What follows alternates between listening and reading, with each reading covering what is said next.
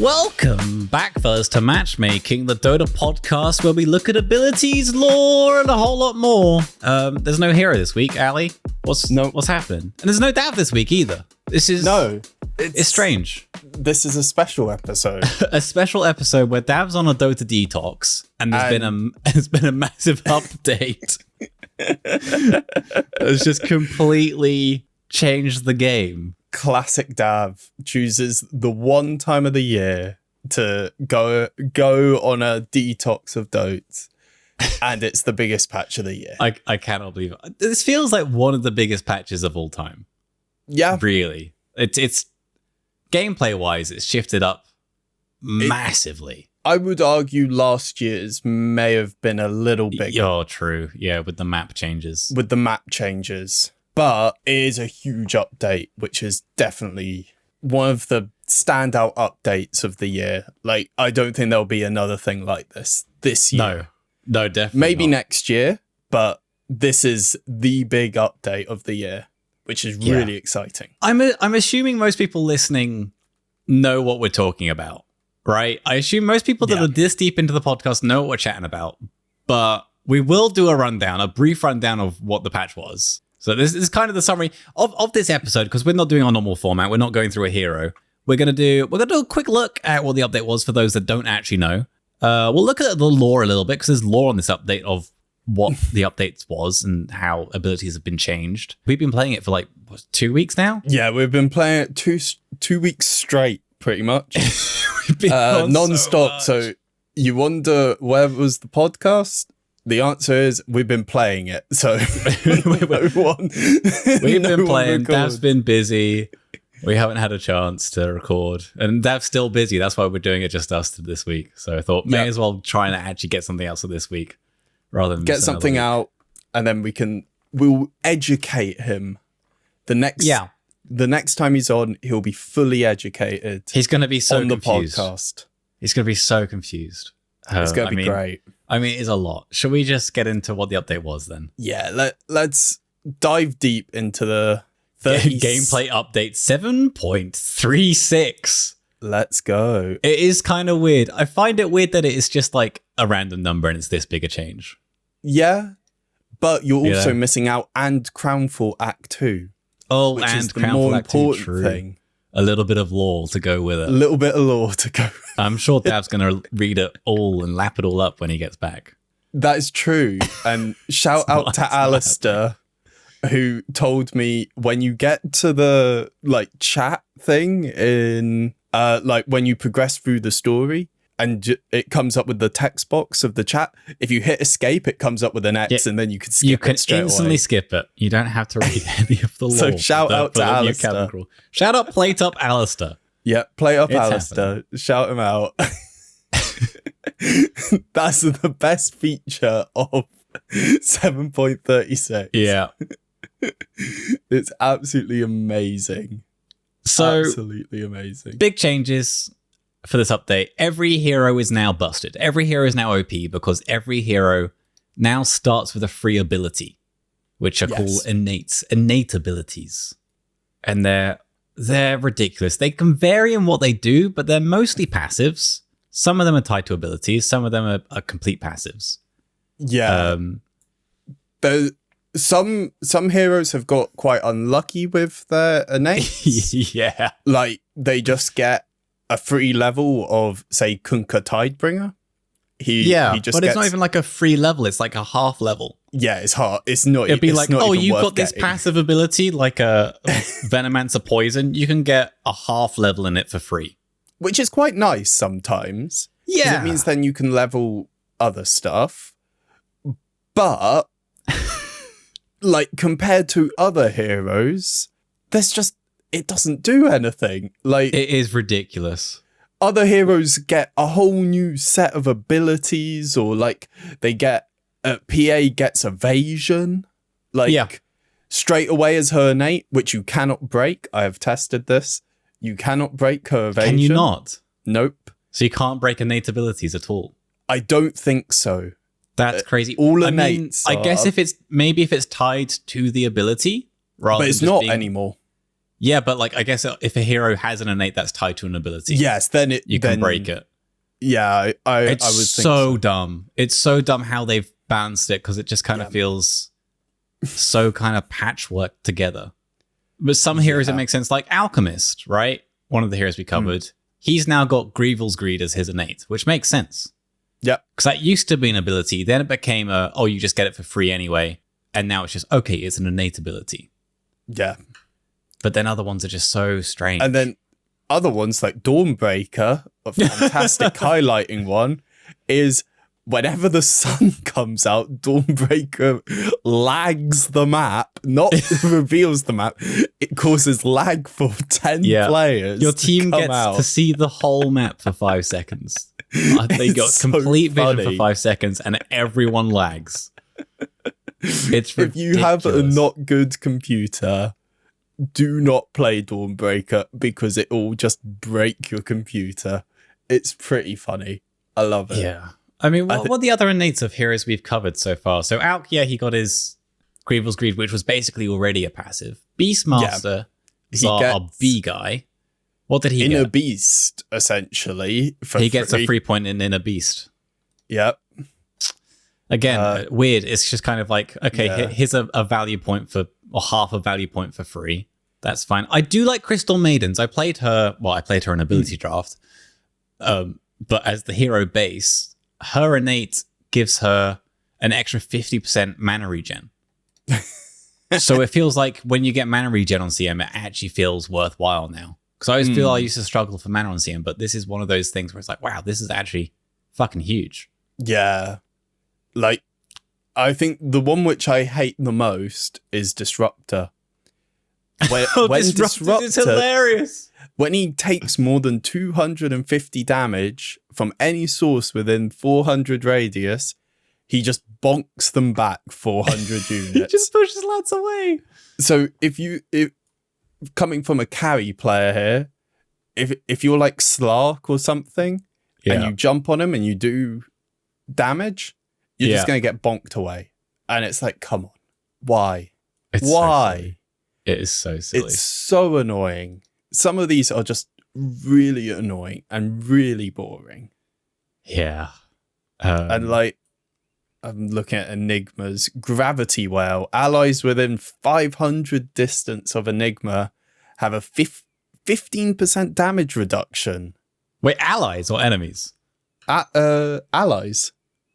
The effect starts at 0. Damage reduction. Yeah, okay. I thought like that incoming damage reduction, not the outgoing damage reduction. Yeah, no, incoming. Okay, I thought, but still, if you're laning with Enigma, you do 15% less damage. I thought it just meant your friend was going to struggle for last hits in lane. Well, they have 15% less damage. Because you have Enigma in the game. It's not that fun. And then Voids' Distortion Field. Enemy attack projectiles in a 500 radius are slowed by 25%. So if you're sniper or drow, your attack speed ain't gonna do nothing. Yeah, it is weird. I do feel like there are also some things some innate abilities where it's just stuff they used to have, but it's just kind of been moved to this. And the same with Facets. So Facets is the second thing that's been added to the game. And Facets is the thing that's made the game bonkers for theory crafting. Yes. So now when you pick your hero, you have a choice of facets, as they're called. And these are customization things that you select at the beginning of the game. And they customize your hero for the whole game. So it'll basically kind of shift up abilities, how they work, give some abilities different bonuses, or in some cases, give you different abilities as well. Yeah. They change abilities and they can change play styles as well of certain heroes. You can sort of lean into like different roles. Like you could become more tanky with some or do more damage with others. Yeah.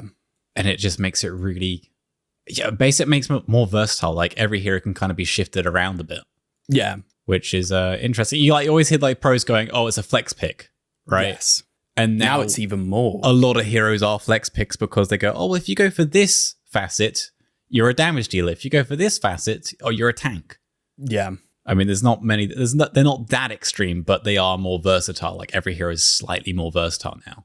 Yeah, I would say like some are more focused on like doing magic damage. Some of them can be, and some can be more physical damage. I'm just going off the literal image at the beginning of Viper can choose between adding AoE damage burst to his poison attack or increasing his defensive buffs with Nether Toxin. Yeah. So normally, if you were against, like, say, a PL or something, or like an illusion hero, Viper has no AoE. Yeah, now, all of a sudden, he has AoE. Yeah. And you're like, what? Viper has AoE now? It's like, that used to be the counter, was like, you see a Viper, you pick illusions, and you can, and he can't deal with illusions. But now, if you choose the correct facet at the beginning of the game, because you see the draft, you can be like, they got illusions, I'm gonna get the poison burst, and we'll just completely destroy with it. Yeah. It's rather stupid. But I like it. On the other hand, I like it because these counter picks can sometimes not work out now. Yeah. I do find, though, once I choose one facet, I normally go for it every time. Yes, I do feel at the moment it's quite clear which facet is the strong one. Yes, I will say, for the heroes which we have been playing, which we'll get into a bit later on, is we have all just kind of determined we're choosing this path and this path only. Yeah, and this is the correct one, basically. Yeah, and then we don't... I have tried with some heroes trying the other one, but it just isn't as good. And then you notice it. Yeah. Apart from, I have been picking apparently the wrong one on some heroes, even though that I think it is the correct one. And if it plays into yourself, like, I feel like you always used to play Magnus wrong. Like, I always used to go like a spell caster mag and do a lot of damage with spells. But a lot of people go, you go right click mag. So I guess it's like, still, you can play these heroes in different ways if you want to, but it does feel like a lot of these facets is like a right or a wrong choice, weirdly. But some of them are interesting, like Disruptor, because we talked about him earlier. He's got two facets. Like, a lot of every hero has either two facets or more. There's only a handful that have more than two. But Disruptor's first facet is Thunderstorm. Which, when he does Thunderstrike, anyone in his party ring, the kinetic field, also takes Thunderstrike damage. This was a thing that was just part of Disruptor previously. This was just an ability that was part of Disruptor, but now you have to select it as a buff at the start of the game. So I feel he's cucked in that way. But then his second facet is it removes his kinetic field, so it gets rid of his party ring and gives him a kinetic fence, and gives it... You have two charges of these, so you can have two fences of impassable walls or a ring. So it's like, I feel he feels one of the most visual ones that shifts up. Yeah, there's a lot of facets which take a part of the hero and just put it as a facet. So some do feel a lot weaker. Yeah. Because if you don't pick that one, it just removes the...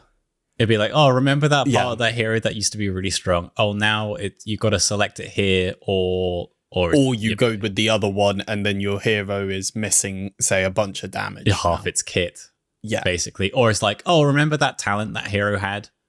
Now it's a facet, and you had to select it at the start of the game as a choice. Yes, it's like it's weird. It is weird how some heroes feel so much weaker now compared to all the other heroes, just because relatively they're not as buffed. Yeah, their toolkits are like cut in half, essentially, for no reason. Yeah. But the kinetic fence, I will say, great ability. We played with Paul's Disruptor last night. Yeah. On the date of this recording. And he just walled off this Nyx who was trying to run away from us in the mid lane. Just put a fence straight across like the high ground or mid. It fits perfectly across, and they can't go. It's like a fissure. You can't move. Yeah, it does feel like a more strategic like party. And the party ring is kind of like, oh, you place it on them, but you're normally using it to stop them going in a specific direction either way. So kind of having two charges of walls basically doubles one of Disruptor's best skills. Yeah, I really like it. It's grown on me. Yeah, It's just harder to combo with the ult, is basically it. Yes. Like the ult where it's big AoE damage. Yeah, it's probably better to have a big AoE net, basically. If you have lockdown on your team, I think the fence is the correct play. Yeah. If you don't have people who can keep them in static storm, if you don't, go the kinetic field instead of the fence. Yeah. I think I said that the wrong way around, but I think everyone kind of understands. We get you. Yeah. If you got lockdown, go for the fence. And if you don't, go for kinetic field, because it just does more. And it's great. I'm a big fan of it at the moment. What are the other heroes? What are the other heroes that we've talked about so far? What are their facets? So Alchemist. Alchemist is weird. So Alchemist can either go for seed money, where he just starts the game with 250 extra gold. Yep. Which is weird. Or he can charge up his potions quicker when he's in his rage form. So his stun he can charge up quicker, and his buff potion he can charge up quicker when he's using his ult. So again, it's like, do you go for this early game buff? Yeah. A little bit extra gold to start. Maybe you rush a bottle on mid-alch. Or do you go something that will actually benefit you for the whole game? Like, it's so weird. I want to highlight Faceless Void. I know I'm skipping through quite a few letters. That's fine. I'm kind of skimming through all the heroes we've covered as well, and like most of them aren't that interesting. But yeah, Faceless Void is... I love Faceless Void's facets. He's so strange. I love it. The best ones. So you get the Time Walk one, which prevents all damage for a short duration after casting Time Walk, which is essentially just it's an extra like second of invincibility, basically. Yeah, it's an extra second of backtrack time. Or you replace Chronosphere with the Time Zone. It is bizarre that you can now just change your ult at the start of the game for a different ult. That is crazy to me. And Void's ult of all ults. One of the most iconic, powerful ults. You can now go, I don't want it. I'll get something else. So for a lot of people, think of a square Chronosphere, which you can move in, and allies can move, enemies can move. And all attacks and projectiles are like slowed soup. So essentially, if you have a sniper shooting in, you can see the bullets coming in. Or slowly, like Drow Ranger arrows. Square. And then as soon as the time zone is down, they all just come and hit Void and probably kill him in one hit. Because he can jump through them with Time Walk is the thing. So if he use Time Walk to jump towards the projectiles, he doesn't take the damage. So that's how you counter the end of time zone if you're getting shot. But it's weird. It's like trying to be like a team fighty Chronosphere, where it's like you get all your teammates in it. They also get attack speed bonuses. The whole of the enemies slowed. Oh man, I didn't see it also does cast speed manipulation. Yes, it's everything manipulation. Any speed. So like if you get an SF jumping in there with his ult, it'll be like the old Arcane Blink with SF. Yes. Where it's like instant. Oh my god.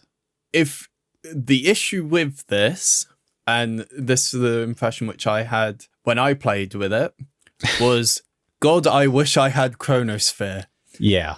Instead of this really why have I got a worse version of my ult? Maybe we weren't playing with it correctly. The thing is, we played it in a game where our mate picked Time Zone instead of Chronosphere because we wanted to see it, but we're against a Pangolier and a Storm Spirit. Two heroes that you need to just lock down. And they just got out immediately. And they're just out of there straight away.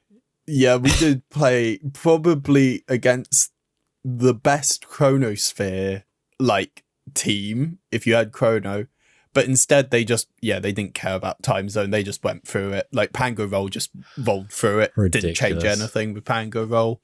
Didn't change anything with Stormy. Zipped through it. No questions. But maybe it's changed now with the leash inside, because I did not see them get leashed inside. I mean, leash just kind of means you can't use movement spells, right? But you can still walk. Right. Yeah, so like if Slark pounces on you, you're leashed but also tethered. That might be different because you can move in pounce, but just not move out of I think so. I'm guessing when you're in this square, it just means you can't use movement spells, but you can walk out of it, which is dumb. So in other words, just don't pick time zone. So basically, don't ruin the hero by picking the shit ult. Yes, that is pretty much it. It's either be really tanky with additional backtrack time, or grief the game. Yeah. Which, in other words, is what I should probably be doing. Is to just get time zone. I'll be a void spammer and just pick time zone non-stop. Yeah. But that's Faceless Void. Yeah. The last hero I think of the ones we've covered I want to chat about is Kotl. Because I was complaining that Kotl keeps getting changed and abilities keep getting shifted around when we recorded the episode. And it's happened again. So now instead of getting his new abilities with shards, he's got facets to choose between Solar Bind and Recall. So you can either have Solar Bind as one of your abilities or Recall as one of your abilities. And I'm like, thank Christ, this is a thing. And then the shard just upgrades which either one you have. I'm like, okay, cool. I'm glad. Yeah, but it essentially 100% means that you're always going to get Solar Bind. Mm-hmm. I don't know why anyone would. Again, it's just a hero that's been cucked by Recall. This change. It's like, good. They just didn't know what to do, and they were like, "Oh, okay, we'll just take this part of the hero that used to be good, as a separate ability you got from a shard, and we'll just whack it on a facet." Yeah, pretty much. It does seem like that for some of them. It's just not good, and Gyro, I want to just give a shout out to his innate chop shop, where he can disassemble most items. Most is the key word there. Not divine rapiers. No, but it is. I think that's just such a rubbish innate. Like, you have people getting either like whole new spells or like cool interactions. Don't worry, Gyro can disassemble most items. That Falcon Blade you bought at minute 5? You can now disassemble that and turn it into Vlad's maybe at some point. It's just there's too much Giga Brain thinking for that ability for me. It's like, okay, I can disassemble my... I'm going to disassemble my Maelstrom that I got early game because I need the MKB now, and I'll turn the hammer into a BKB, so I'll get BKB and MKB from this Maelstrom, which help me farm. It's like, just stop. I can't think that many steps ahead. Please, thank you. It reminds me of a clip which I saw right at the beginning of the patch of T Governor, who was playing support Gyro. Yeah. And he disassembled, what was it, Lotus Orb or something. And he had a full inventory, and the items just went everywhere. And he lost his Lotus Orb because all the items were locked and they just dropped on the floor, and he was outside the enemy base pushing. I just thought, this is the worst innate possible, because if you try and use it, you just end up griefing yourself. I think that wasn't his strat. It's like, he disassembles Lotus and gets it, like turns it into Shivas. Yeah, and then swaps it was back something really into clever. Lotus. Like, it was like some big brain thing, but it just ran out of inventory slots. Yeah, it just wasn't good, and I'm not a fan of it. Yeah, I think the Giga Brain plan was like, I disassemble my Lotus and then I turn the plate mail into my Shivas, and then I swap it back round for when I want the other one. And it's just like, it's too many buttons. Haven't got enough inventory slots. It's too much work. Terrible.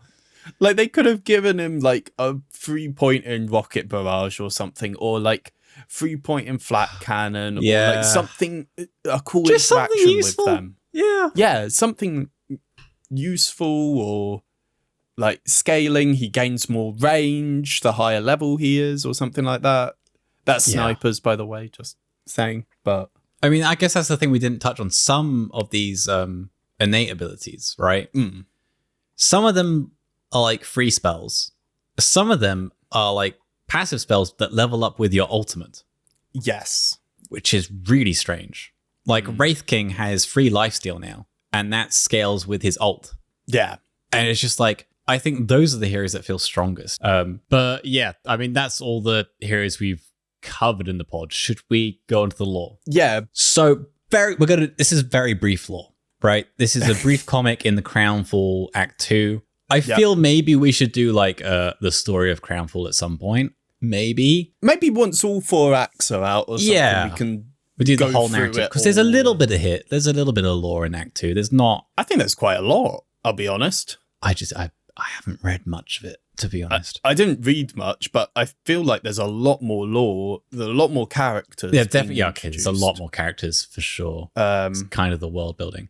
But anyway, the brief lore of how facets are introduced into the world of Dota is Skyrath is out on his journey of the world to build up his army to face off Queen Imperial. That's the base premise from Crownfall Act 1. So he's on this journey, right? He's traveling with his mates, Centaur and Axe, I think. I think so. Yeah. Axe is in there at some point. Axe and Centaur are there. They're traveling. And one night on this journey, a giant meteor crashes into a mountain. And explodes a massive hole into the side of the mountain. And Skyrath goes, "Oh, what's that?" Flies over. As he flies over, he goes, "Oh, someone's here already." And it's Arc Warden just chilling. Because Arc Warden can teleport around the map or something. I don't know the lore of Arc Warden. We haven't covered him in this podcast, so who knows? Could be anything. I know he's something about ancients or something. Who knows? Yeah. But anyway, this giant meteor has caused a massive hole to appear in this mountain, which opens up into like this giant, ancient, ruined civilization. So Arc Warden and Skyrath go for a little wander inside. And Arc Warden's like, "Oi, mate, don't touch anything. This isn't just an ancient city that we're in. We're inside an actual ancient, like the ones in the game that you had to defend, or similar. It's like, oh, it's similar to the ancients, but not quite the same. This one's what did he describe it as? Something like a fractal god, I think he said it was. It's all a bit cryptic. And then Skyrath touches something after being told not to touch something. And there's a massive explosion. So yeah, it didn't heed the advice of Arc Warden, who was formed from the same power of the ancients or something. Touches something, mountain explodes, and then we cut to his mates Centaur and Axe miles away, and these 2 little gems land at each of their feet. I guess this represents they have facets now. Ooh, very cool. And it cuts back to the mountain, and there's like these weird, like stringy lines all flinging out this mountain. So it's kind of implied, Skyrath touched something with the fractal god, and it gave every hero the choice of 2 abilities. It's a bit weird, but I guess that they try to explain that there's lore between facets, which why not? Yeah, sure. It's a good try. I'm sure if I understood it better, it would make more sense. Yeah. But it's like Skyrath touched something touches like an ancient god, it explodes, and then all these characters get these gemstones. But what classifies a hero as a hero in the Dota world, you know? Yeah. Don't know whether they have plot or not. It's essentially it. But that's essentially the lore of how facets got introduced into the game. And yeah, I'm sure we'll do a deeper dive on Crownfall and all the story when it's kind of maybe more concluded. Yeah, since we're only halfway through technically now. Yeah, Crownfall. I guess we'll do an episode sometime in August. Yeah, because we did the first act, and because there was a comic for it. We're like, oh, Act 1, there's a comic. But then as you play through the act, you unlock more comics as you go. I'm not sure we can sort of take the time to do a comic reading episode for each one, right? But I think it will be good to sort of summarize the whole story once it's we can do a summary and some fun stuff. But yeah, I'm really excited that basically every hero is now 2 heroes. That is fun. Fun patch, enjoying it. And yeah, they're going to have a fun old time balancing this game now. They've got basically double the stuff to think about. I do like how they have made it that every hero has new ways to play it, essentially. Yeah.